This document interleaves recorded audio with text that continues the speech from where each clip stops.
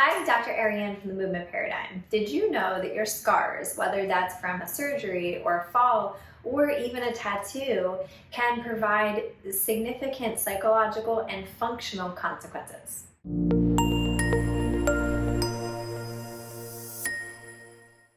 The great thing is that scars are a normal part of healing. But what happens is our collagen fibers that are normally aligned like this lay down in a haphazard direction.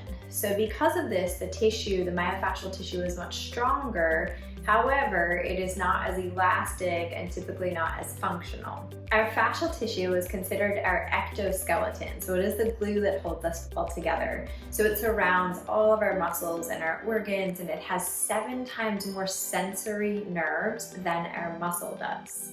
So therefore, these scars are very sensory driven, so it can disrupt the information coming from our tissue to our brain. So ultimately that can change different type of movement patterns that might be happening in the body, contributing to pain and even injury. For example, if you have had a C-section or other type of abdominal surgery, whether that's a bowel resection, appendectomy, laparoscopic surgery, when you are having scars and adhesions that are forming, that can affect how the deep core is stabilizing as an integrated unit. So the transverse abdominis, the diaphragm, the pelvic floor, and so on. If you've had a back surgery and you have scars in the back, that can attribute to how the tissues around the spine are stabilizing and firing. If you've had a chemo port scar, that can attribute to the way that your shoulder is firing, and the list goes on. So you want to just recognize that scars are a very, very integral part of movement, and it's something that can be assessed and of course addressed. Number 1 is the color of the scar. Is it red, white? Next is the scar height, the thickness of the scar. Third is the pliability, or how extensible is the tissue? Moving it in different directions to determine which may be more restricted. Number 4 is the surface texture of the scar. How does it feel overall as you glide over the tissue? Next is going to be the sensitivity of the scar. And lastly is, what is the story that it tells?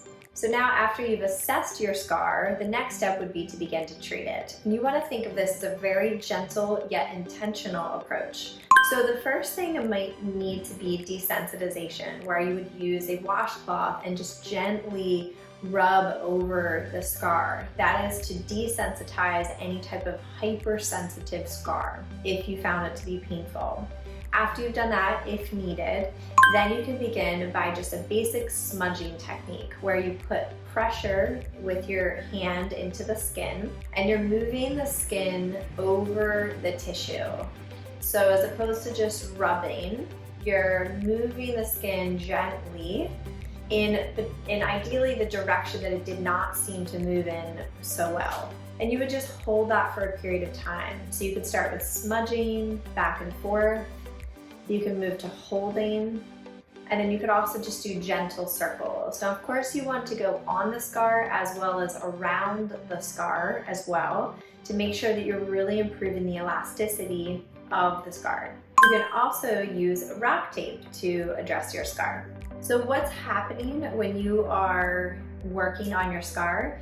You're not breaking up adhesions. What you are doing is helping to make the tissue more elastic, more pliable. You're helping to reorganize those collagen fibers so that they are aligned properly as opposed to that haphazard direction. This can help improve how the tissue is moving in that general vicinity and beyond.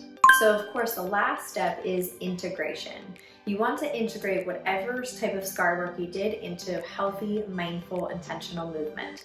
For example, if you were doing some type of scar work on the abdomen, you would definitely want to do breath work, perhaps pelvic floor activation, and then some type of integration into an actual movement where you can put all of those things together.